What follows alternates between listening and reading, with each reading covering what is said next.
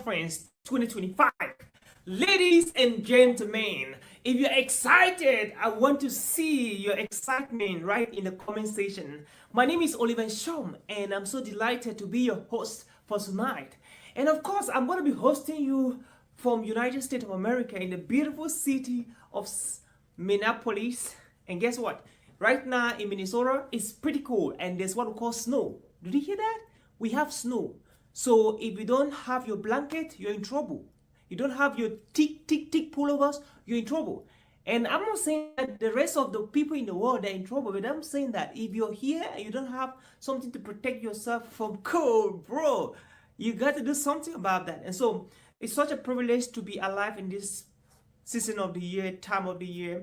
It is December, and it is the 5th of December, and we are launching for the first time in the history of mankind, the first ever Africa Must Rise Global Conference. And friend, sister, brother, auntie, uncle, mommy, dad, it is such a privilege for us to do this. And this is just the best time ever we could do this. And so, welcome to day 1 of 3 of the Africa Must Rise Global Conference. And of course, I'm so excited just as you are watching live right now. And I want to know how you feel right now on the comment section, okay? Just type on the comment section, how do you feel right now? Let's know. Yes, bring down the comments. Let's shut down the internet tonight with this event, because it's going to be an unprecedented one. And guess what? There are things you've never heard about Africa that you're going to be hearing tonight. You're going to be hearing these days. Okay? It's not going to be day 1, it's going to be day 2. If it's not day 2, it's going to be day 3. I want to assure you, you'll be hearing those things. You will hear those things, friend. And so, we have a lineup for tonight. Very, very heavy and powerful lineup of speakers. Global speakers, top international speakers, national speakers, community speakers, and speakers from all around the world. And friend, I have the honor and the privilege to introduce to you, of course, our first speaker of the day. And guess what? Our first speaker of today is an international sought-after speaker who has spoken in Singapore, who has spoken in Europe, in Spain, who has spoken in India, in United States, and he has spoken all around the world. He has trained over 23, he has spoken and trained over 23,000 speakers from around the world, and he has coached over 100 speakers all around the world, and they're doing so well in United States, in England, in Asia, in Europe, like in Germany, in of course in Africa, and most especially in Cameroon. I'm talking about not any other one, but the one and only Oliver Nshom. And Oliver, myself, I'm going to walk you through what we owe the future of African children and how we cannot afford to fail our ancestors, to fail our great fathers, to fail those who have handed to us the baton. Friend, get your pens ready, your notepads, and enjoy the next 15 minutes as I'm going to walk you through what we have to start doing right now that we have just started today. Enjoy your session, and I'm going to be right back to introduce to you our next speaker.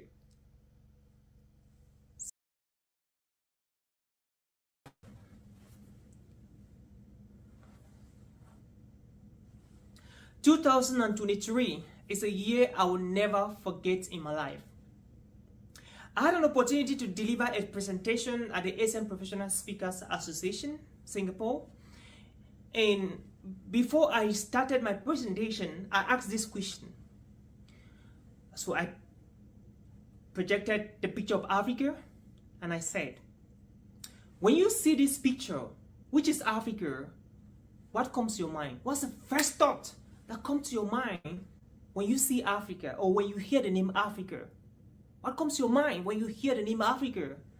And you'll be so surprised to hear some of the things that this audience from Australia, from Singapore, from America, from Asia, from Europe, all around the world, they were saying.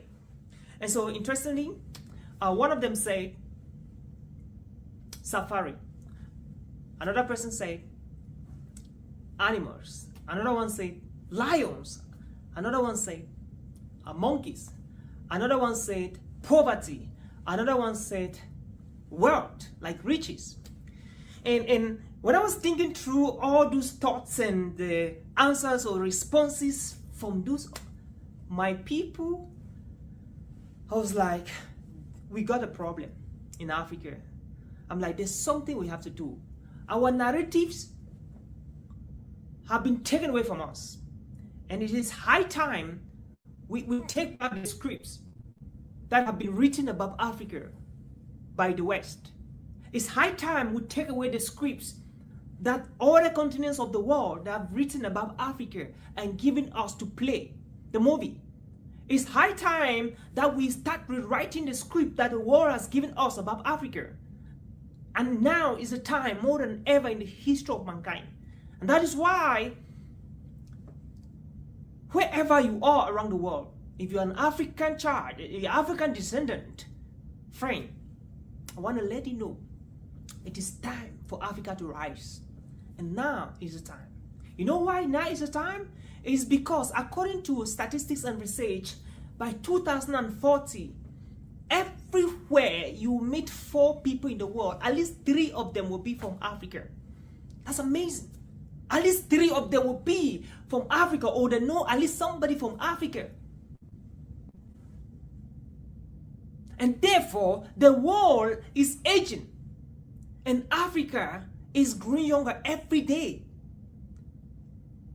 Therefore, implies that the future of the world lies in Africa. The energy that the world needs for its production in the next 10 years, 20 years, 30 years, 40, 50 years is in Africa.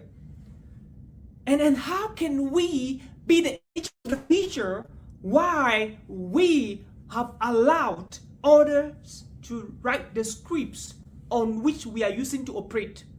Why we have aligned the other continents and the other people to write our modus operandi? Why are we aligned the other people to write our modus vivendi? Why? It's because we have to rise. If we have never risen before, this is the best time for us to rise, friends. My fellow African brothers and sisters, this is our time to rise and show to the world that truly we are the energy of the future. Truly, we got what it takes for the future of the world to be guaranteed.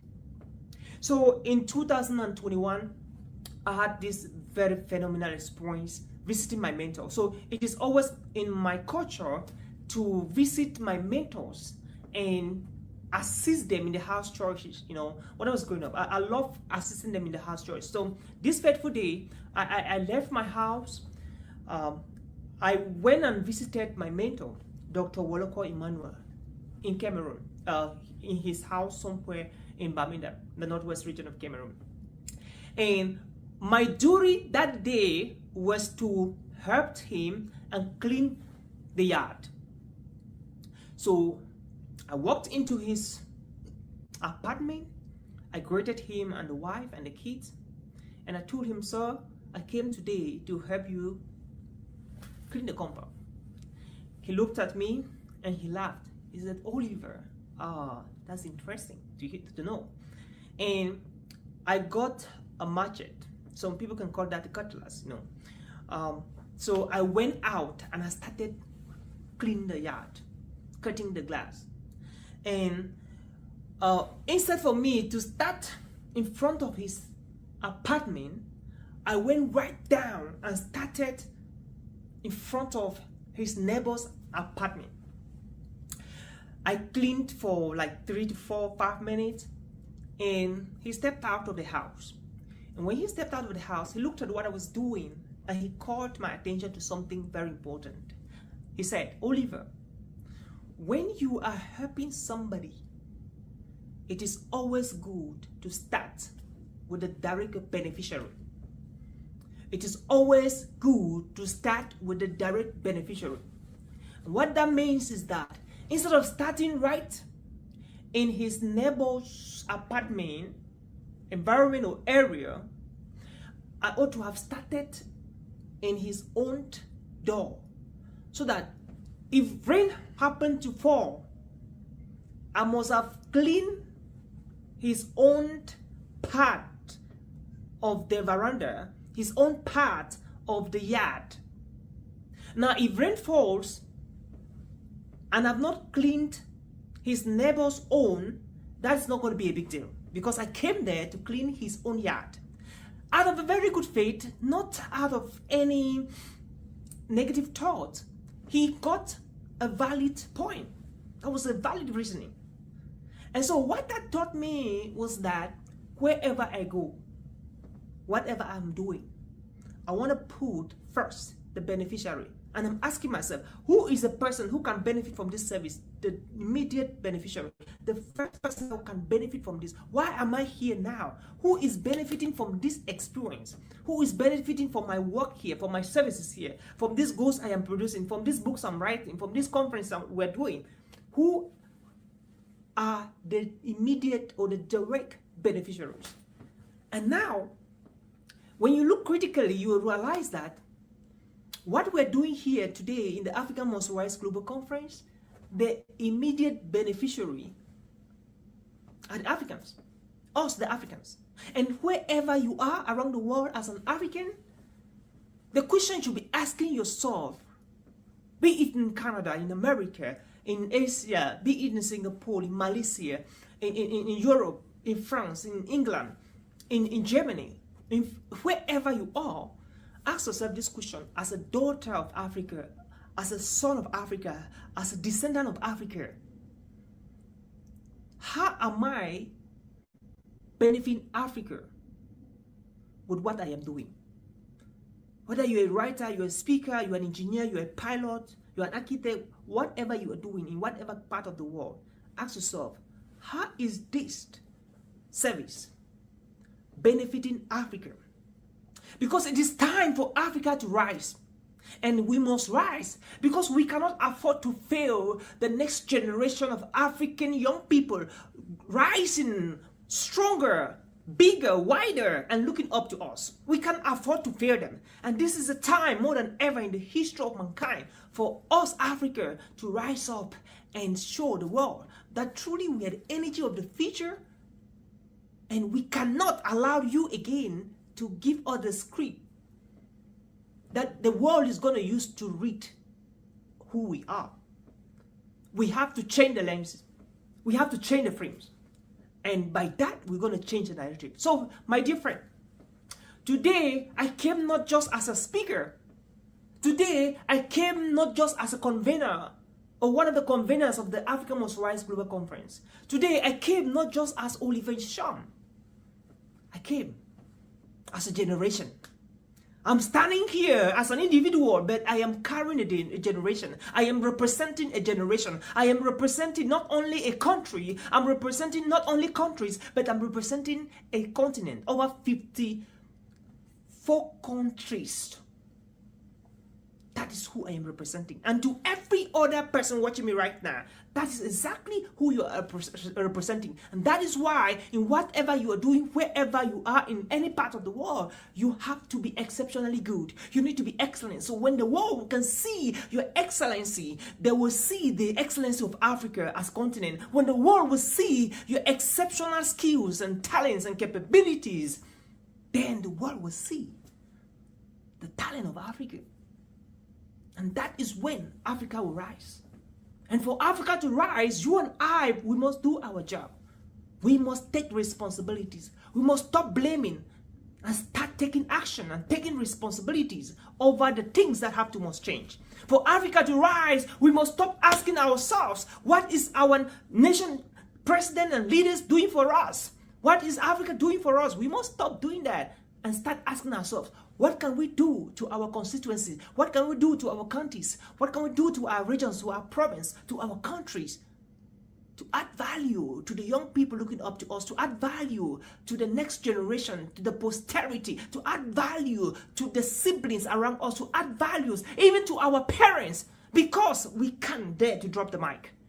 The mics have been handed to us by our forefathers. I'm talking about the Kwame Nkrumahs, the Nelson Mandelas, the Nnamdi Azikiwe. Those are the people that they have given us the mic, and we can't dare to drop the mic. It's time for Africa to rise, and for Africa to rise, the children of Africa, the youth of Africa must rise first. So, I came today to challenge you. Are you joining us so we can rise together? Or you are tearing us so we cannot rise? I came today to challenge you. Are you joining us so we can move together and take Africa to the next phase that's supposed to experience? Or you are joining us to destroy us? I came today to let you know that it's high time you join us, so together we can rise as Africa, so we can rewrite the narratives that they have been written for us. And if we don't do that, if we fail to do that, our children and our children and our children, they shall hold us responsible for why we fail to lead them the right way. And our ancestors will hold us accountable. And God himself will hold us accountable that we failed. And we can't drop the mic. We can't fail. We are here to make history because we are rewriting the scripts that were written long, long ago, the days of colonialism. Africa, let's rise together and make our continent great again. Let's regain our pride. Let's regain our dignity. And if you are listening to me right now, wherever you are around the world, if you believe that Africa needs to rise now more than ever in the history of mankind, I want you to say with me, Africa, let's rise together and make the continent greater again. I want you to repeat again after me. Africa, let's rise together to make our continent greater again. I want you to repeat again for the third time. Africa, let's rise together to make our continent greater again, wider again, bigger again. And congratulations, friend. Congratulations. Africa, let's rise. I wish you a happy celebration, a happy conference. This is day 1. We still have day 2 to go and day 3. And guess what? After the virtual event, a virtual conference, the next conference is going to be a bigger one. And it's going to be not only virtual, but physically in one of our African countries. You don't want to miss that. Stay alert for updates. And of course, enjoy the amazing speakers that will be coming up after me. We have a powerful lineup. Speakers from South Africa, from Cameroon, from United States, all children of Africa converging together. And I wish you a happy conference. Once again, thank you so much, amazing team of volunteers, for having me here and for putting all of this together. It has been an amazing experience, and we cannot say thank you enough. Thank you so much, and God bless you. My name is Nshom. I'm looking forward to meeting you physically in our next conference. God bless you. Bye.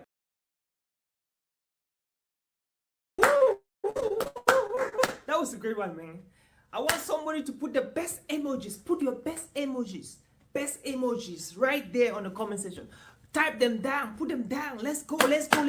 Put them down. What was your takeaway from that session? What was your takeaway? What did you learn from that session? What stood out for you? I want you to write down in the comment section. Guys, let's shut down the internet. Let's shut down YouTube and Facebook tonight. Let's do it. And thank you so much. I hope you enjoyed that beautiful session. Yes, that was me. Of course, that was me, Nshom. So, friend, thank you for listening to that session. And thank you for being part of the Africa Must Rise Global Conference. It's such a privilege for us, our amazing volunteers, and a team of great volunteers from different parts of the world, Cameroon, Rwanda, United States, all around the world, to have served you tonight and to be serving you tonight. And that is why, without any wastage of time, I want to introduce our next speaker. Someone I respect so much, someone who nurtured me, who taught me, who mentored me when I was growing up in my speaking journey. He opened some bigger doors in my early speaking career, and I could not imagine any other person doing that but him. He is an evangelist, he is a doctor, he is a medical personnel. He is a founder, he's a father, and he has traveled around the world, spoken to averagely to 100 people, 1,000 people, 100,000 people. Did you hear that? On annual basis. And of course, he has spoken in Asia, he has spoken in Europe, he has spoken in America, and he is coaching 100 every single year in discovering their destiny, in discovering their purpose. And I am talking about my own personal coach, and this is not any other person but the one and only Dr. Evangelist Rene Kwalar. Friend, jam your hands together for this amazing coach, speaker, keynote speaker, because he is going to blow your mind with what you need to know about Africa. He's going to be talking about a very, very special topic, a topic that is so dear to me and so close to my heart. And this is taking your destiny into your hands. Did you hear that? Taking your destiny into your hands. How it is important for you and I, as descendants of Africa, as children of Africa, to take our destiny into our hands and stop blaming the government, our parents, the ecosystem, whoever, and stop expecting one uncle from Europe, from America to come and rescue us. How we have to rescue ourselves. Ourselves, we have to rescue ourselves. Did you hear that? We got to rescue ourselves. And that is why I want you to jam your hands together as our one and only Rene Kwalar, Dr. Rene Kwalar, comes up to inspire us and to challenge us as we take the bar to the next level. Thank you so much and welcome, Dr. Rene. It is so much of a pleasure for us to have you here at the African Must Rise Global Conference. Thank you. Have the stage, sir.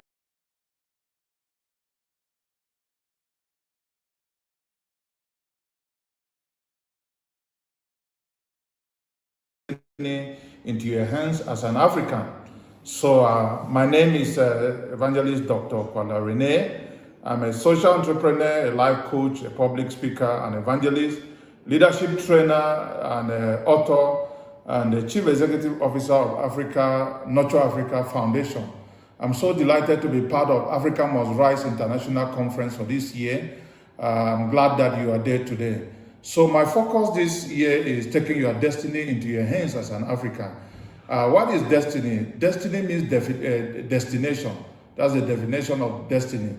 And in Africa, destiny is often spoken as something fixed, controlled or under circumstances, or guided by our ancestors or families or background or the government. But the truth is, destiny is not a prophecy or something to wait. It is a responsibility that you as an African, you need to embrace. That is why I'm so excited about this topic that you are listening to me this day. Now, destiny is the life of God that God actually designed for you as an African or as a human being. The potential He planted in you as a person. The assignment you were born to fulfill on this earth. And but destiny is not automatic. It doesn't happen automatic. It is just like when you send a child to school, you don't write exam for the child. You have the child study and then write the exam. So your destiny was given to you as a person. It requires your decision, your discipline and direction to be able to attain your destiny. Where you were born is not even a problem. It's not your destiny. But what you do with your time here on earth is what matters. And those are the things we want to address in Africa Must Rise this year with a focus on taking your destiny into your hands as an African. And there are a couple of things why Africans do not take their destiny into their hands.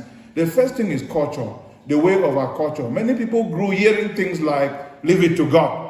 And that sometimes will slow the way people should take their destiny into their hands. Sometimes they say, no, it is just a fate. Sometimes it is say it is the way of life. Those are some of the things that come under our culture as Africa. This can produce a passive waiting instead of bold action as an African to take your destiny into your hands. One of the key things that has affected us as Africans that is difficult for us to take our destiny into our hands is the fear of failure. You are afraid of shame. You are afraid that your family members will laugh at you, they will mock at you, they will see you as a disappointment. But I want to share with you, dear friends, that if you are afraid to take a step and then delete success from your vocabulary, anybody who will succeed in life must be able to take a bold step. And another thing is dependency mentality, waiting for the government to come and help you, waiting for some NGO somewhere to come and help you, waiting for somebody to come and help you. And this kills responsibility, waiting for connection. I do a lot of travel, and by the grace of God, I've been to a couple of countries in Asia. When I go to Asia, I don't see Asians waiting for somebody to come and help them. I see Asians thinking about wealth creation. I see Asians thinking about competitiveness. I see Asians thinking about technology transfer. But in Africa, we have been tutored, or because of our environment and other things, to think that somebody is coming from somewhere to help us. If us as Africans, if we must rise, we must deliver ourselves from the mentality of dependability. The next thing is limited environment. We have corruption, unemployment, poor system that discourages a lot of Africans to rise. Sometimes we have sit-tight leaders who have been there for many years. Some are on wheelchairs, establishing new terms, and then they are dead. But that shouldn't hinder you. So what it means, what does it mean to take your destiny into your hands as an African? Number one, you need to take responsibility. Responsibility is the birthplace of destiny. Stop blaming others. Stop blaming your village people. Stop blaming your family members. Stop blaming your leaders. That leaders are not doing this or that. In the country where you are as an African, even with bad leaders, there are people who have been able to make it in life. Stop blaming your past. You cannot change your past, but the decision you take today affect your future as an African. Greatness begins when you say, my life is my responsibility. When you say my life is my responsibility and you take a step, it will help you. The next thing you need to do is be intentional. Nothing grows by luck. Forget about luck. Purposeful people at least prepare and they pursue their destiny with great passion, and this helps them to grow. Another thing is develop yourself. No destiny rises above your mindset. Your mindset is the greatest asset God has ever given you. So if you are poor, it is about mindset. If you are rich, it is about mindset. So you need to build up and develop your mindset and make a decision that you can make it regardless of your geographical location. You also need to change your habit. There are some habits that are roadblock to destiny and you need to work on it. You need to develop your skills. You know, people are not paid for talent. You are only paid for your skills. So if you do not work on your skills, professionalize your education, study in line with what you were called to do, you will remain weak. And then you need to break limited belief system that you are cursed as an African, that you were disadvantaged by birth, you are not inferior to anyone. Your destiny is bigger than your limitation around you. So know that there is a lot that you need to do. Now, we cannot challenge you to rise and take your destiny into your hands without pointing you to some of the things that act as destiny blockers. They are like laziness. Even the scripture says there's no food for a lazy person. Like excuses that at least I did not have the opportunity to go to school. They are like toxic friends. There are some friends that if you want to make it and take hold of your destiny, there are some relationships you must call up before 12 night today. Delete fear from your vocabulary. Stop comparing yourself with other people. And then avoid drugs. One of the things that has destroyed a lot of young people today, especially in Africa, is drugs. When you take drugs, it dulls your conscience and the ability to take sane decisions is not there. Peer pressure. Peer pressure will influence you the negative way and it will destroy your destiny. So there are a lot of advantages in Africa that somehow we need to take advantage. Somehow God has blessed us that everywhere you see a lot of resources. We have all resources that we need. Africa is the only continent in the world that doesn't need another continent to survive. Somehow we were blessed all over. So Africans are resilient. We are able to survive and thrive under pressure. Africans are creative. At least we are able to produce a lot of things. Africans communities are very strong. And then we are also faith-based. We believe in God. And then you are not disadvantaged as a person. So there are a couple of practical steps that you need to take as an African to be able to take your destiny into your hands, which I want to challenge you with. Number one, clarify your purpose. Do you have a purpose? Ask some question. Why was I born? Why was I made an African? When you ask this question and then you understand them and you begin to pursue it, that's the first step. What problem do I feel called to solve in my community? Because one of the things that you must do, if you don't have services to offer, product to sell, you will never ever rise. So purpose gives direction. At least educate yourself beyond the system, beyond classroom, because classroom may give you certificate, but those certificates alone will not help you to rise. Self-education gives you destiny. And then build on entrepreneurship. Take advantage of the advantages that we have in Africa. Develop yourself in communication. Communication will put you on the spotlight and will help you to operate with precision. And then develop your leadership skills, because everything rises and ends with leadership. Build your financial literacy.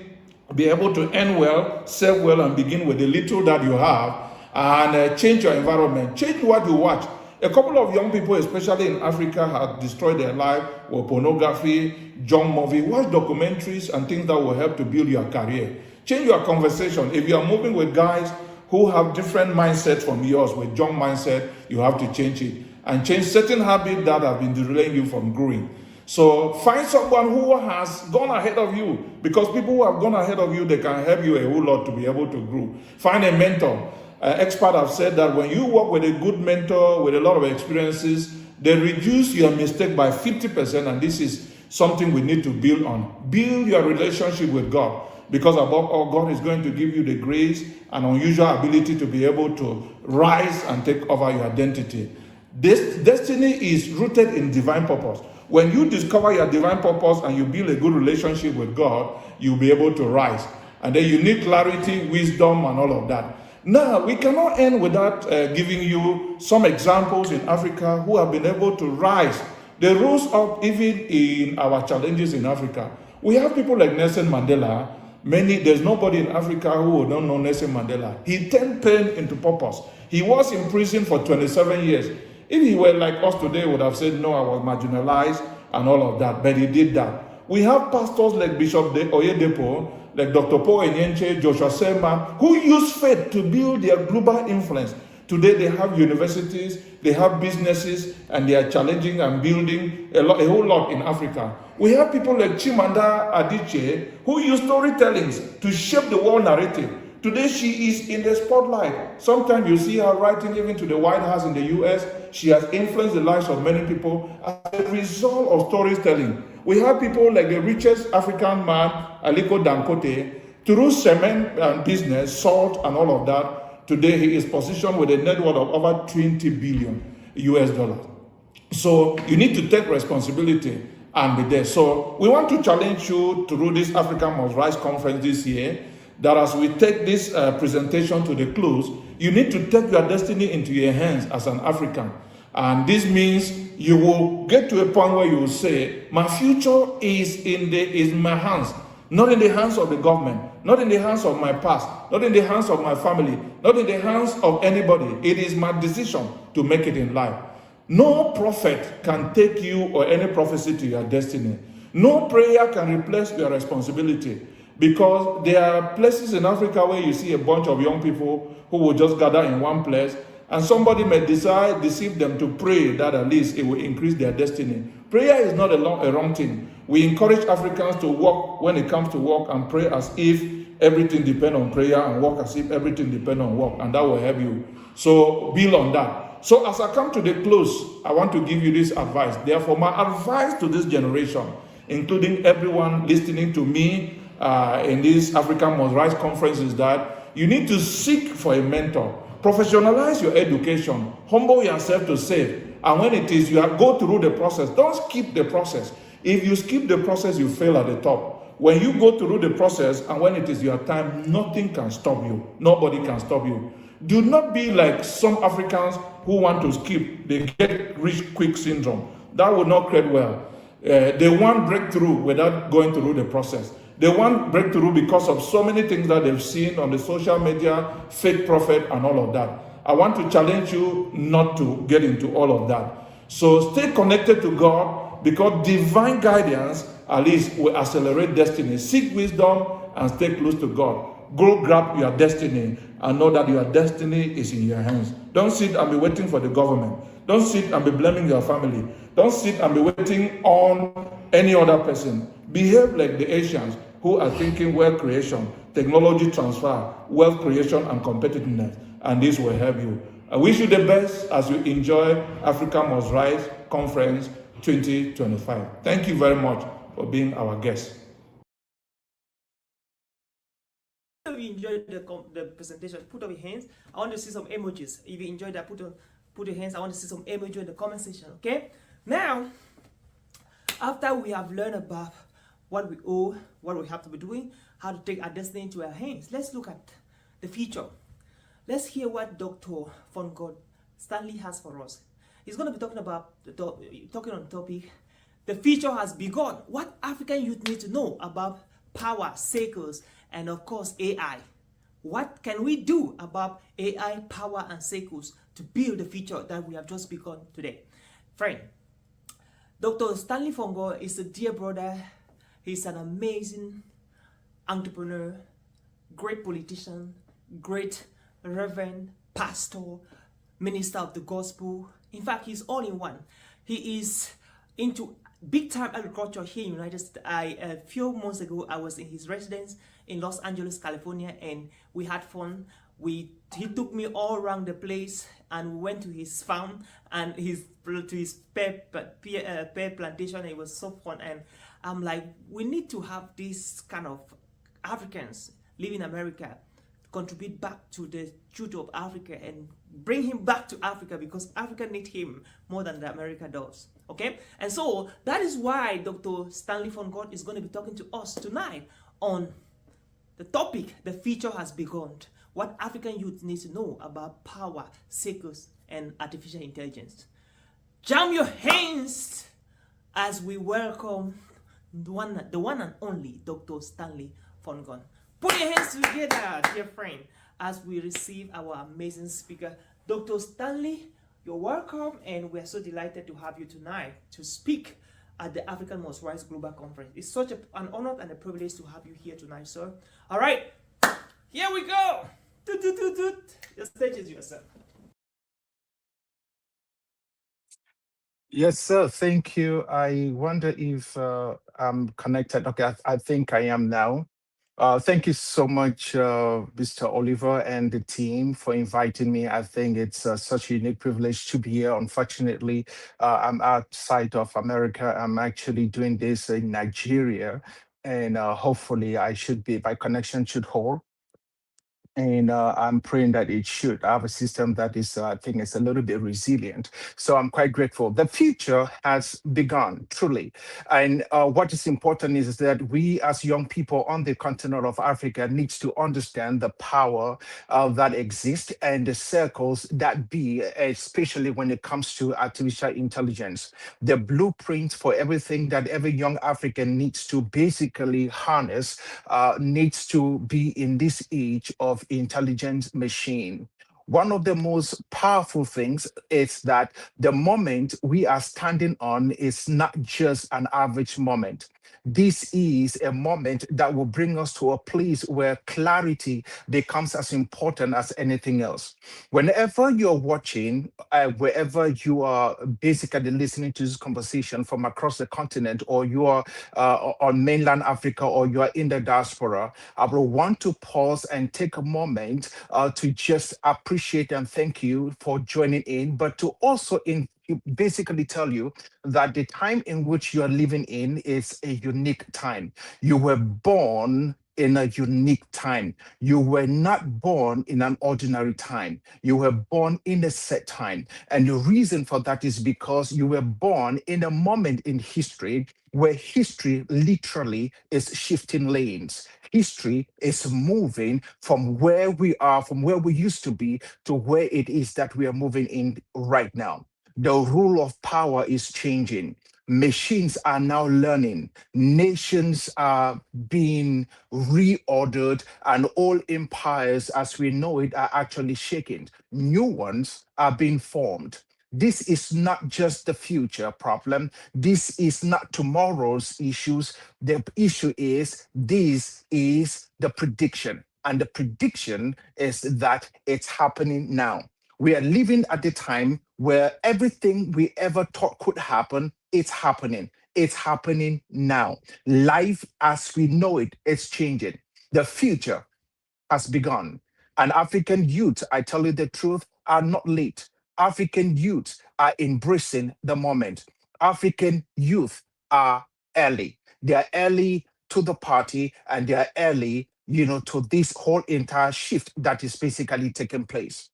But what I want you to actually have, especially in this time, is we have to understand the powers, the circles, and AI. And the reason for that is because life in itself is basically formulated by power. Every single dimensions we look at so far as life is concerned would have to come as a result of power. And then on top of that, we also need to understand that there are circles, and then we need to understand the framework to which it is that artificial intelligence play so far as this thing is concerned. Tonight is about clarity. Tonight is about positioning. Tonight is about helping you to be able to have a level of thinking and understand the systems that be.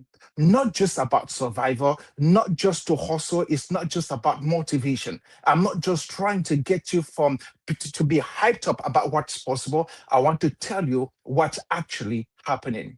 But strategy is extremely very important. And that is why we need to be able to understand what to do, especially in this age of intelligent machines.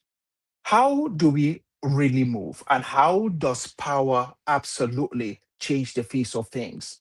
Let me tell you something about, which many people absolutely never teaches you. Power is not moral.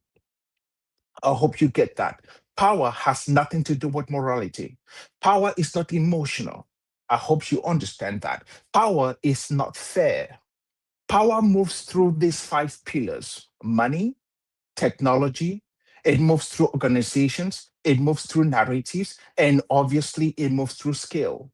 Every domination that comes as a result of history has used these to control time. They have used this to control circumstances. And if you look at every nation that has become very dominant, these are the engines that they have used to be able to control, empires, and to dominate empires and to bring about conquest. The strongest of these has been the economic engine. The economy has been used by most nations to be able to topple other nations. The second has been advancement in technology. And then, obviously, most organized institutions have also been able to render other nations absolutely, totally incapacitate them and render them useless. If you look at what the economic engine actually does, if you look at the rise of countries like America, that has been through economic engines. Now, if you look at which has come as a result of industries and finance, the British Empire basically ruled through ships and trade. That's what made Britain so powerful. If you ever step your foot in London, you will wonder why that small island had such great power and influence to enslave the whole entire world, so to say, but that came through ships and trade. China is surging, and how China is surging is through manufacturing and data. So the world is actually moving in circles. Power absolutely never seeks for permission. Power will never ask for permission. It shifts to wherever systems are strongest. Wherever systems have the unique ability to stand strong in the face of all adversity, that's where power moves. Now, here is the danger for Africa. And this is why this talk is extremely very important to me. We have the population, we have the minerals, right? We have the creativity. Some of the most youngest bright minds I have seen in the world are Africans. Some of the best oncologists I know are Africans. Some of the best pilots I know are Africans. These are men, first generation Africans born on the continent of Africa, dominating in the spheres of technology, dominating in medicine, dominating in artificial intelligence, dominating in building intelligent systems like what is happening with DeepMind. These are all Africans, born Africans, first generation Africans. But there's something that I want us to understand is that we, not all of us, all right, we have not yet mastered, we have absolutely not even come close to mastering the skill of the digital systems. And this is the age of AI, all right? And power will belong to those who control what? Data, computers, and algorithms and platforms. We have seen this. So just so you understand exactly how powerful this is, if you were going to think about something like the fifth generational warfare, The fifth generational warfare started during the Arab Spring. If you remember the Arab Springs, where North Africa basically went on this series of coups that were basically grassroots organized by the people, and they toppled their governments. That really was fifth generational warfare instituted by developed by the CIA. All right. So the fifth generational warfare systems is where you use information to be able to topple governments without firing a single shot. For you to be able to do that, you must have access to data. Data is extremely very important. Unfortunately, on the continent of Africa, we keep talking about, industrialization, which we do not have. We keep talking about internet penetration, which is basically quite limited. But the reality is, as much as we can, with most of the things that we need to do, there has to be a way in which we keep fighting to be able to bring young Africans to a place where we are in control of data, we are in control of computing power, we're in control of building the algorithms that we need to be able to control the platforms that we own. You cannot be sitting on the African continent and talking about how independent or how free you are from colonial influence, and yet you are basically using colonial platforms to disseminate information, so to pass on information that is of great value to the African. A couple of years ago, the AU soon discovered that the building that was given to them by the Chinese, which was supposed to be the AU center, built by foreign money, all the discussions that was being carried out was being relayed to China in real time. That is nothing else but an eyesore to the African. We must be able to own data. The data we collect on the continent of Africa must be collected by Africans for Africans with an Afrocentric mindset. We must be able to make sure that our computing systems are for Africans, built by Africans, controlled by Africans, and have all African input on it. And then the algorithm, the systems that we build to be able to collect the data and disseminate information on the continent of Africa must also be built by Africans. And we need to own the platforms to which it is that this whole entire algorithm and data collection processes basically do takes from. This is why education alone is no longer enough. Degrees alone is no longer going to protect our people. Talent alone no longer protects people. Hard work alone no longer protects anyone. Only positioning inside powerful system does. And this is why I am absolutely giving this talk. The law of circle. You know what? Power basically rises, it peaks, it falls, and it resets. That's what happens. So every single circle will rise, it will peak, it will fall, and it will reset. History is not random. It moves in circles, all right? Empires will rise, they will peak, they will decay, and then they will reset. Rome rose, and that's true. It peaked and it collapsed. British, okay, the British Empire came along, it peaked, and then there's a decline. America is now, all right, in what many people will say in its late cycle, in its late phase, but also it's begun its decline. All right. Whether you like it or not, cycles basically have the tendency to rise, and suddenly powers rather have the tendency to rise, and then they basically will fall. All right. And so what is this cycles? The first most important thing you need to understand is that when you have heavy debt in in any country, debt, political division, all right, currency stress, rapid technological changes, right in social tension, which is basically what is happening in America, and which is basically being mirror image in Africa, that becomes a major problem. Now, here is the major mistakes that many Africans make. They assume that Africa is behind. I don't think so. Africa is not behind. Africa is actually early in the new global reset. Africa is absolutely extremely early. And so this is what makes me excited, because if you look at the very early reset that we have right now, we have new billionaires, we have new power centers, and then we also have new stories that are being created in Africa. The latest reset created what? The Silicon Valley, Google, Amazon, Facebook, Apple, which are all based in California. All of these companies came along. The next reset, will create what? AI first nations, data first companies, and tech economies. This is the next reset. But the most important thing is, if you look at what is happening and what is shaping Africa, you will soon realize that we are actually just at the beginning of things. Whoever knew that the basis for decentralized platforms, especially when it comes to money, which is cryptocurrency, will be basically launched in Africa in a form that had not existed before. We call that mobile money. Well, we're using data. We're using data, telephone data for money for financial transactions. All right. So it's data, just like cryptocurrency, it's basically data. The difference between cryptocurrency and mobile money is that there's no decentralized ledger and it is not running on a blockchain, but the ideas are similar. So we absolutely do leapfrog on the continent of Africa. And so if Africa positions itself now, we will become builders because there have to be a clear-cut distinction between those who are just going to be consumers and people who are actually going to be builders. And I think that in the continent of Africa, we will be builders and plenty of founders too will emerge out of this circle. So let me tell you something. A couple of years ago in 2016, there was this beautiful, powerful game, which is basically called Go. Go is a game that it comes out of, it's an ancient Chinese game. And that Chinese game, which is called Go, DeepMind decided to build a machine. The first time that the world will basically change was actually in 2016.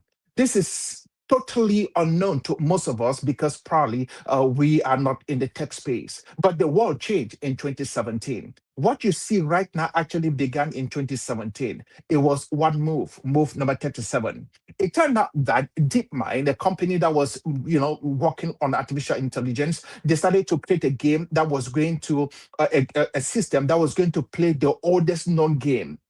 Go game is known in China, in South Korea, in Japan, and the Go game is an ancient game. It's about 3,000 years old. The Go game, that particular Go game has in itself, it has the possibilities or the outcomes is actually far more than known atoms in the known universe. That is how crazy the game is. So if you play chess and if you think about chess being so complicated, then forget about Go. Go is another level altogether. I mean, Go will make your head ache. So DeepMind built a system called AlphaGo, and the AlphaGo was meant to play one of the leading Chinese game Go player whose name was Lee Sedol. Lee Sedol basically showed up and he was excited that he was going to win. There was no reason why he should not win. And Lee Sedol had 17 world championship, underneath his belt. What happened was the first game, it was a game of five games. The first game, the artificial intelligence platform AlphaGo won the game, won the second game. And on the third game, the Lee was basically losing. So he left, went outside for a place that's been created by him to get to smoke a cigarette. By the time he came back, the AlphaGo had played a move which is known as move number 37. Move number 37 was absolutely bizarre because no Go player will play that particular move. It made no sense. Anyone who is an expert in Go said this was a bad move. I was watching the whole entire thing in real time, and I could hear the commentator says this move makes absolutely no sense. But what they did not know was AlphaGo had made a move that no human had made in history. It changed the trajectory in which it is that the game was being played and gave a new opportunity on an insight to the possibilities that lies behind it. So now no human expert would have played the move 37 that Go played, but what actually happened next was bizarre. Why? Because the AI team, DeepMind, soon realized that for the first time, the machine was not just learning, it was thinking. It was not just following patterns and repetition, it was thinking. And for the first time, they realized that a machine system had outthought all of them, even the best human expert in the field. This was move number 37. So I don't know exactly what your move number 37 moment will be so far as life is concerned. I don't know exactly what will be that move number 37 for you so far as your desires and ambitions to be the best thing that you can be. But I think that what you need to really understand is that machines are no longer copying us. Machines are no longer copying us. They are now discovering new intelligence. They are now thinking in ways that goes beyond our normal way of thinking. That simply means they are breaking barriers. They are going beyond the scopes of reasoning, which would be very important, especially when you start thinking about warfare, when you start thinking about medicine, about finance, about science, about surveillance and governance. We will have to rely increasingly on these complex AI models to be able to lead us and tell us exactly what to do. Whether you like it or not, AI is here. The artificial intelligence platforms, they are here. And it is not a matter of when, it's not a matter of if, it's a matter of when. It's not a matter of if this will happen, it's just a matter of when it will happen. And so if you look at companies like Amazon probably scrapped over 60,000 jobs because nobody wants, no, I mean, Amazon is basically not going to bother about hiring human beings anymore, especially when it comes to warehouse services and other services that can be automated. So as I'm talking to you right now, those platforms, those services that needed a lot of human work, Amazon basically scrapped that stuff up. Why? Because machines are doing far more better work than any human can. If you look at a couple of years ago, they call it McDonald's. McDonald's basically came under fire with California, the state of California, which is quite a well-liberal state, and the idea was because they wanted to increase the minimum wage. Increasing the minimum wage basically was a problem to the bottom line of those who were running McDonald's, and this went across all fast food chains. So they increased the minimum wage. And what McDonald's did was it just basically turned to a particular company that was working on a platform and an interface, a kiosk that would be put in all of McDonald's and most fast food chains, so that when you walk in, what you need to do is just punch on the flat screen what you want and then go and collect your order right inside. So those machines took the position of a regular human being. Just because they increased the minimum wage, McDonald's went out and created those machines. So if you walk over into most fast food restaurants right now in America, positions that used to be occupied by humans is now being occupied by systems, mostly AI systems, intelligence systems, or machine systems that will collect your order, and then some human being will make your food until a day will come when robots will be able to make burgers far more efficient than any human can. What I'm saying to you is this. A human being would have to take a pay leave. A human being would have to become pregnant. A human being will probably be sick, tired. A human being will probably show up to work with an attitude. A human being will show up to work having all kinds of mental issues. Not a system, not a machine, nothing. That thing is efficient as it gets, and there are no days off. So guess who the company is going to keep around? The company is going to keep around the machine, not humans. We are now competing, okay, in the world, especially when it comes to algorithm as Africans. We are not competing when it comes to, data. We are competing when it comes to speed and experience. That's true. And that's what we need to move. But I am far more interested in this. What will be Africa's, move number 37? And if Africa is approaching its own move 37 moment, can we truly be able to say we are now getting into that particular location? I will basically push this, as a wrap up. Well, the reality is this. When we look at AI, we are thinking about jobs. We are thinking about power. We are thinking about wealth. AI will not just replace jobs. AI will replace the middle layer of every management. If you're in any management system and you're, probably, in the middle layer, your job is gone. If you are a lawyer that you do routine stuff, any paralegal, people who are working with paralegal services, you do routine stuff, your job too is gone. If you do basic accounting and you're just a basic accountant, your job will disappear. If you run customer service and you pick up phone calls, you work at data center, call centers, like most folks who leave Cameroon and they're working in the islands, especially in the Philippines, your work is gone. If you are a journalist, someone who basically writes for a living, well, your job is gone. I am I'm an author. I do ghostwriting, all right, and I can tell you because I too have become a victim of AI. This is my latest work. It's called a Sosa.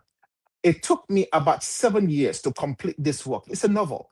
I wrote this work in about 7 years because I wanted to be thorough. Within that 7 years, I picked up different work from different people who wanted me to write for them as a ghostwriter.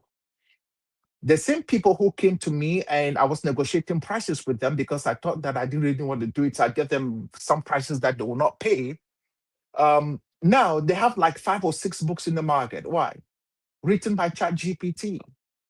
So nobody wants me anymore, right? I'm a victim of that.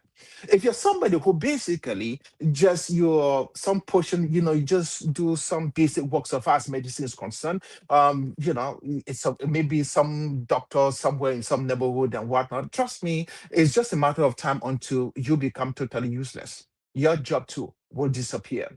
All right. So, but AI will also create people who are extremely worthy. And the way this will happen is AI will basically create if you're the one who is trying to make money so far as AI is concerned, you must be in AI infrastructure. You must be the person who is building AI platforms. You must be the person who is building AI automation systems. You must be the person who is also building AI healthcare tools. You must build AI healthcare in education, engines. You must also find ways in building applications in the AI that has to do with financial systems. So if you are building these systems, then you are well. This is why young Africans must stop thinking only in terms of whose job I can get and start thinking mostly about which systems I can build or which systems that are already in existence that I can be able to help shape. The wealth of the next 40 years, okay, the wealth, listen to this, of the next 40 years, wealth creation in the next 40 years will have to come from salaries and it will have to come from ownership, of those in digital rails. Sorry, I am in Nigeria. And the most beautiful thing is I'm basically talking to you and I have this light source over here. There might be nothing over here, but my phone is on and thank God for it. And oh, not AI, my uh internet system is actually having some kind of a power bank in it, so I'm good. So when the light does comes back, you'll be able to see me properly, but I guess you can see hear my voice. All right, so I'm going to basically wrap this up over here. There are 5 strategic roles that I do believe that young Africans will be able to that I do believe that young Africans will be able to do. And the most important thing so far as this is concerned is that young Africans will have to be able to find ways in which they can get into these 5 roles, which will be very important. If you're on the continent of Africa, you must be somebody who is a builder. Number one, you must learn how to build. What does that mean? That simply means that you must enter into the areas of coding. You must enter into the areas of engineering. You must learn how to build platforms and you must learn how to create systems. There are so many AI platforms that can actually be able to help you, navigate you through this particular stuff so that you can get yourself ready and become extremely prepared for what is coming. All right.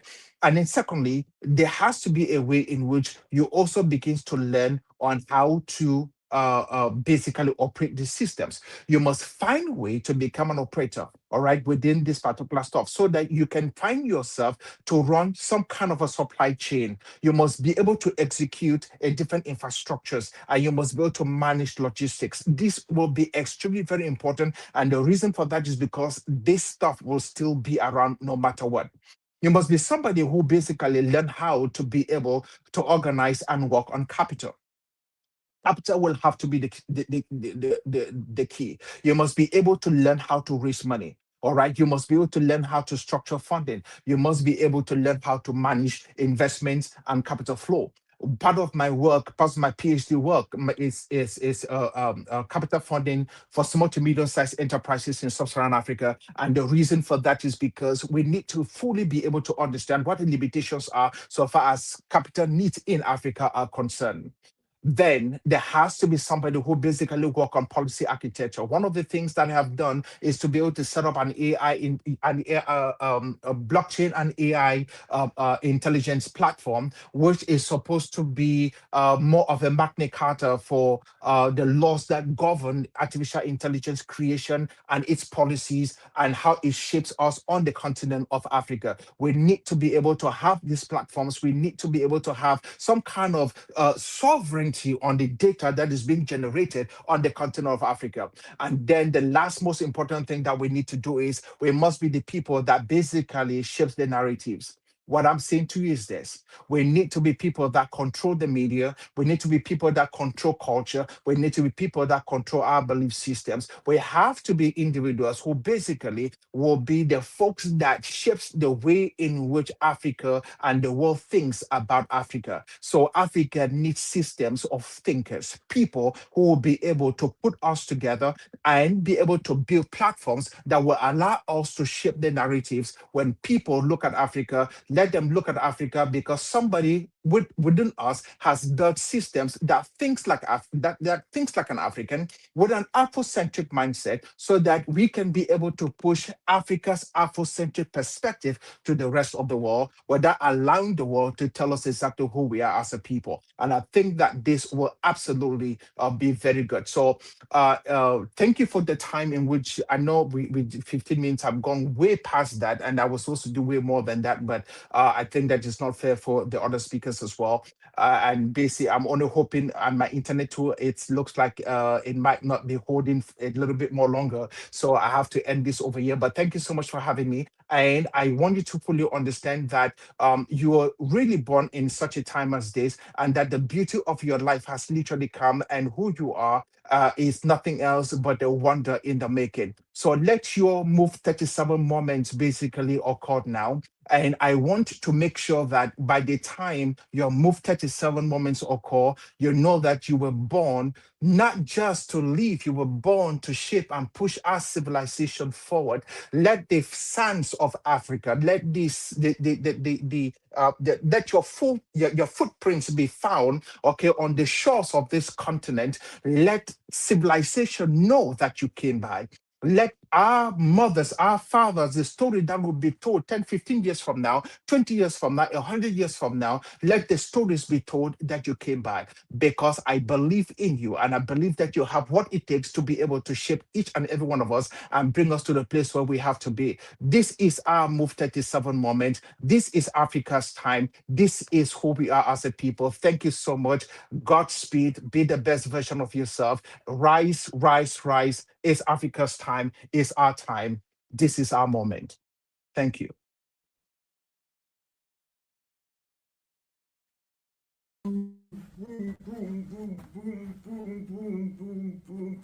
You're asking, what the heck am I dancing? I'm dancing because Dr. Stanley did a great job. Fantastic job. Put it up again for Dr. Stanley. Great job. Thank you so much, Dr. Stanley, for the amazing presentation. And now we're moving to our last speaker of the day. He is a friend, he is a brother, he's a business partner, a collaborator, and he is a founder of so many organizations, so many platforms, and he's leading one of the biggest online and youth platform in Cameroon right now and in West Africa. He travels to China, to different parts of the world, introducing young people to business opportunity, business platforms and opportunities. and he is a powerful guy. In fact, he's a gift to the generation. He's a gift to Africa, a gift to Cameroon, a gift to the world. And if you know the person I'm talking about, you would definitely be on your feet by now to welcome him here on the stage. I'm talking about not any other person but General John Etta.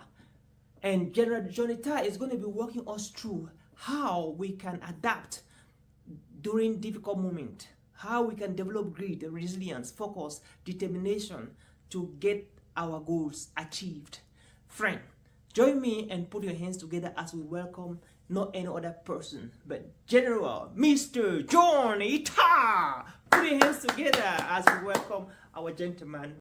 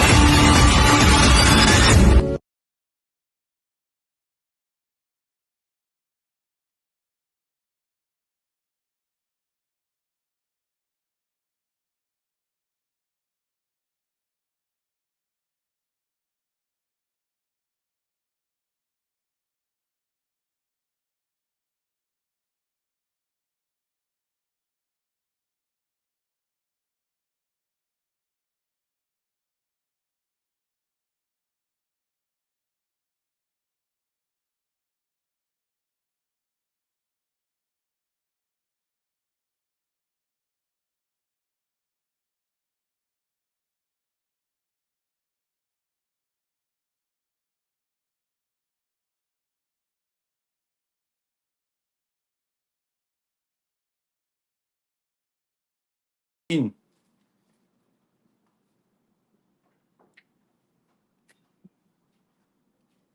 Hello, greetings everyone. Hope you're all doing great.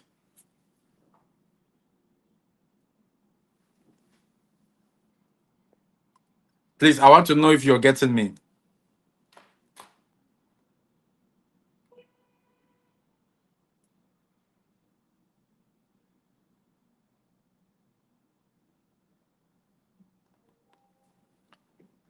All right, all right. Today we shall be talking about why Africans. Thank you very much. Thank you. Thank you. Thank you, Daily Robert. Thank you, Immaculate. Thank you very much. I'm so excited to be here with all of you. And special thank you to the phenomenal Oliver Nshom, my very good friend and partner, who has created this amazing platform. It's always important for Africans to come together, young Africans especially, and to decide the direction in which our continent need to move. Africa must rise. There is no reason why we're not going to rise. We have to rise. This is our time. And nobody but us is going to come save us or come build Africa. Anyone coming to Africa is coming for their interest. Put the AC, please. Anyone coming to Africa is coming for their interest, and they are not going to build Africa for us. They're just going to come take whatever they can take and move out. So whether we travel to the USA, to Canada, to China, to Europe, to Asia, Australia, we know that that is not our home. We know that right there, we are being treated like second-class citizens. And it's only in Africa that we have a home. So today, my topic is going to be on the importance for Africans to start believing in our community. The key to all what Africans are looking for is in our community. So we have to become community-centric. We have to become community conscious. We need to read and understand our history. We need to know how we got here. and how we can change the narrative.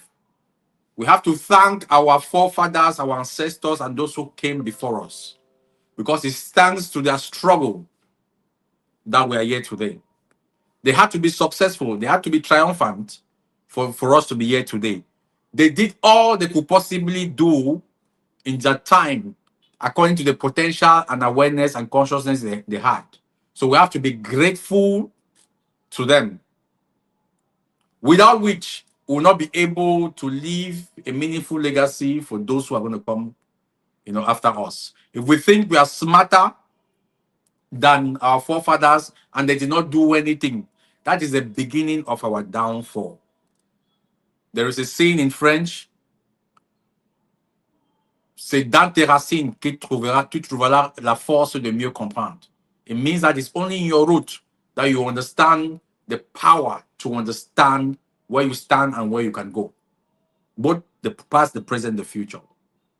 So therefore, we need to understand how we got here, and that many people, our ancestors, have fought for us to be here. It's not that we cannot start building Africa with accusing, blaming, complaining. We call it the ABC syndrome. We have to build Africa with gratitude, first of all. Those, your parents, grandparents in the village, they did a lot. They sacrificed a lot. Many of them did not go to school so that you can go to school. So we owe them that.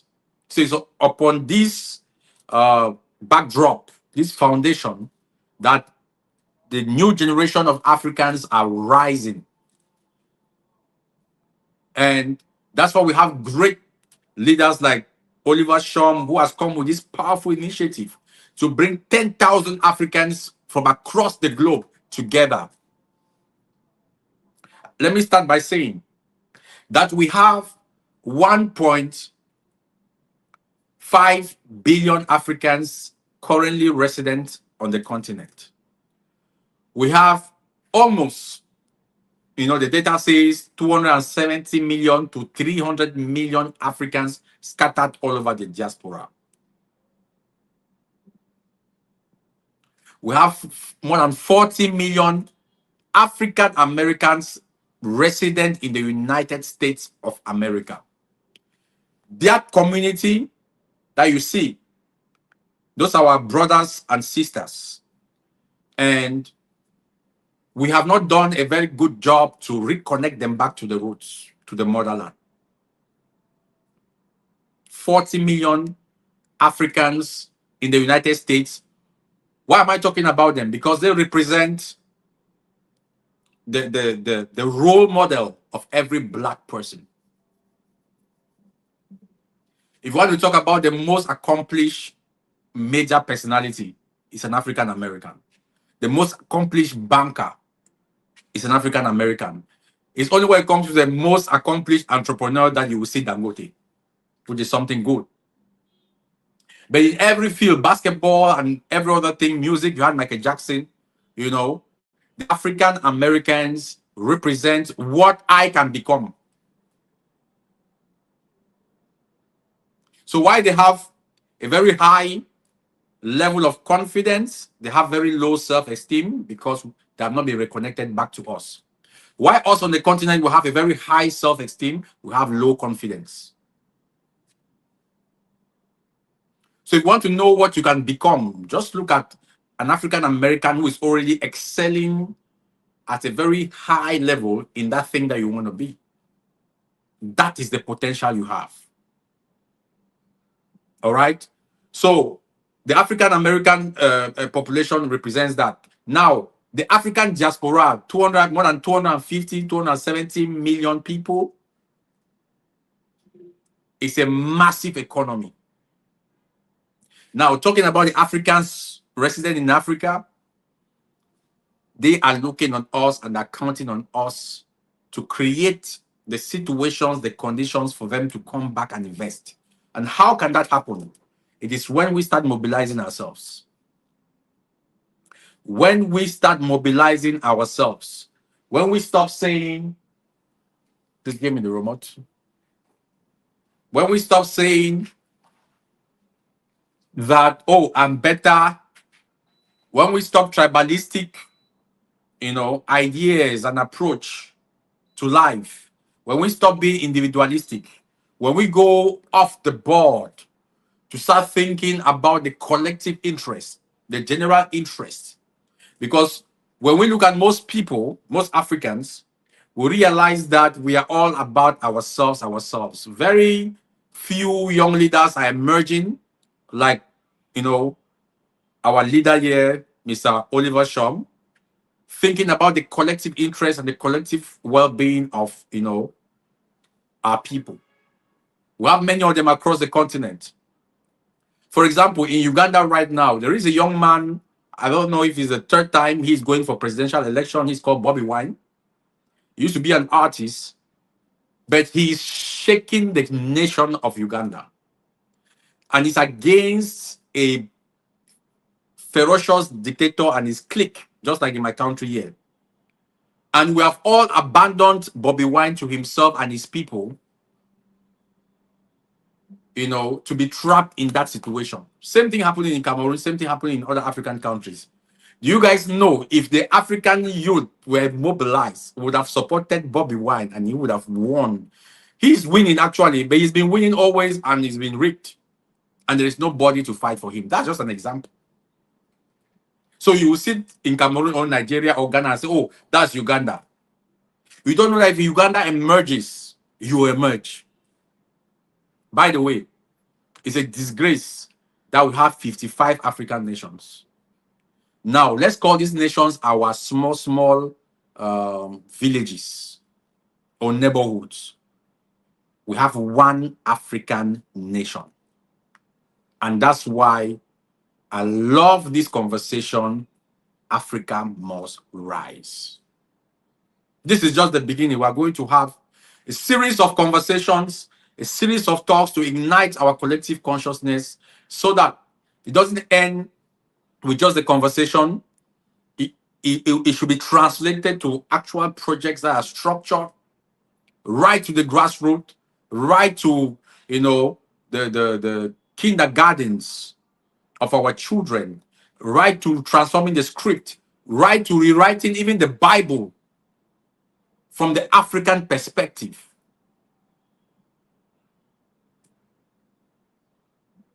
We need to rethink Africa.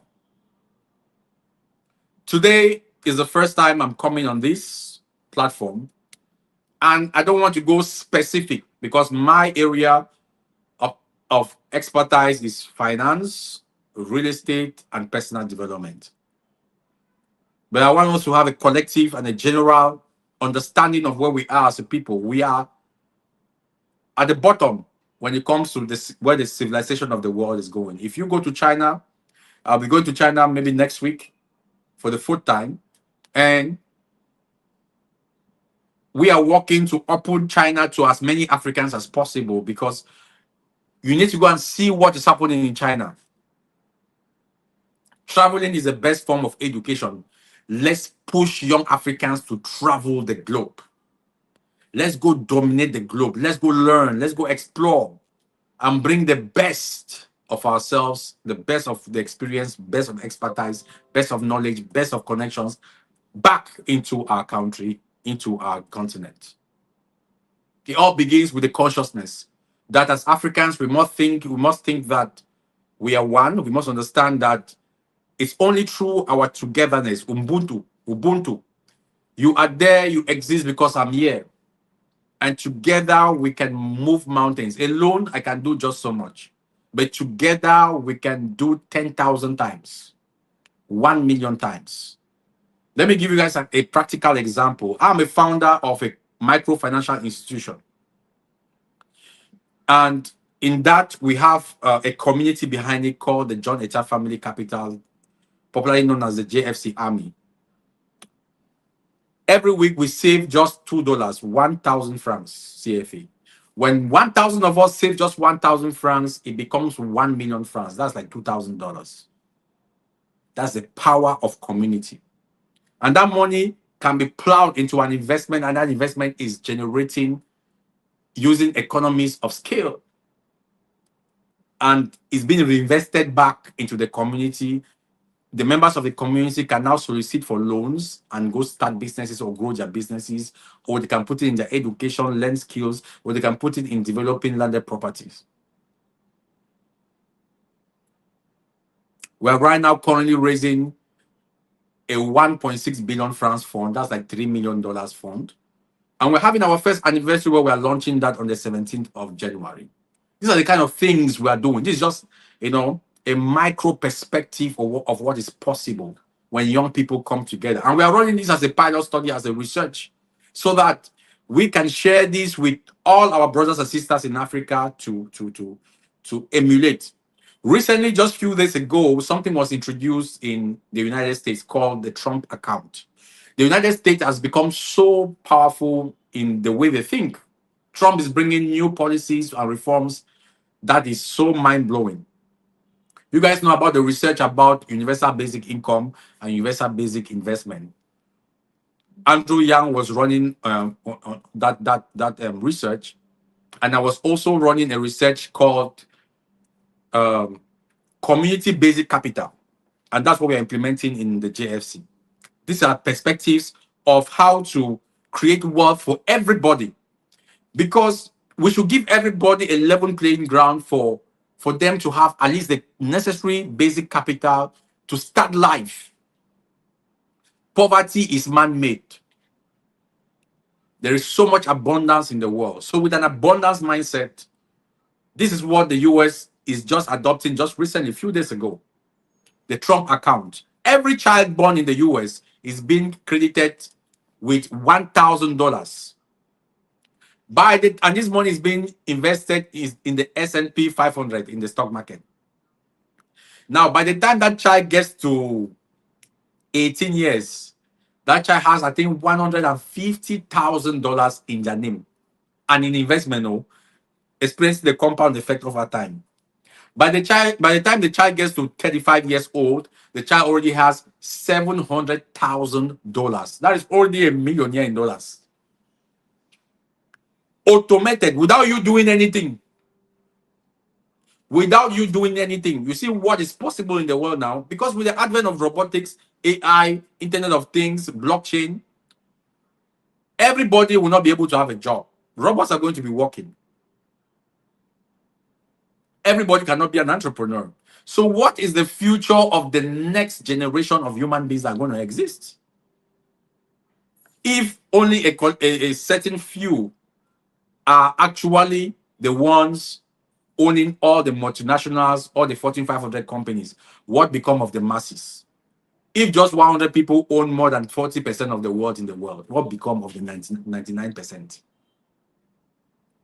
So we need to rethink the world. And while they're thinking that, Africa can copy and implement. We're already copying it in our own small community. I want you, wherever you are, your nation, you can reach out to me.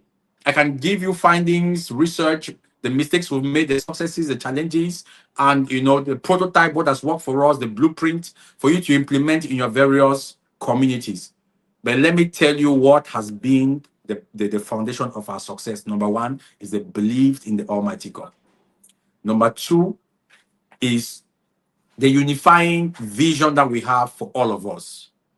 The intention to be a good leader with so much integrity. If you don't have integrity, don't get into things like this. If you're all about yourself and you want to become wealthy fast, this is not for you. So I'm inviting all of us to level up and to show up with excellence in whatever we do. See what Trump account is doing. Africa is a continent known for its leapfrogging ability. We can leapfrog. We can copy, adjust, adapt, and implement into our context. We are already doing that. I never knew Americans were also researching in that direction. It is what, since 5 years ago, I've been on that same project with my team, working on it year after year. That's it now in the US. They're implementing it. We're implementing at a very micro level, very small in Cameroon. But what if we implement it? So, young Africans, if we must rise, then you Whether you're 18 years old, you need to be in office. Start considering to become, a scholar. Be very excellent in school and whatever you do. Try to get into office, be it a parliamentarian, a mayor, a governor, a minister, the head of state in your country. Get into politics. Support politics in your various countries, provinces and regions and states, like in the case of Nigeria, in your municipalities or local government. Get in there and occupy the spaces. Don't say, oh, politics is a dirty game. Politics is a dirty game and you allow politicians to rule you. So you allow dirty people to rule you. That's why politics is a dirty game in Africa. In America, politics is what rules. In China, it is politics that rules. China is being run as a business. China is like a company because they have the right politicians in place, autocrats. You are qualified. Your dreams to become the president of your nation, the governor of your state, is valid. Your dream to become the mayor is valid. Your dream to have that big business and to be the friend of the governor is valid. Your dream to be the doctor that has a chain of hospitals is valid. Your dream to have, a mastermind group, to lead a mastermind group is valid. Your dream to be the governor and the founder of a bank is valid. Dream. It all begins with a dream. And I'm going to leave you guys with one thing. Whatever you do, have integrity, have a lot of love for your people in your heart, and sacrifice. We are here to sacrifice for our generation, for our continent. And it's only when Africans like you and I rise that we are going to win on this continent. I will stop here. I can go on and on, but I just prefer to stop here. If you have any questions, I'm available. Thank you very much.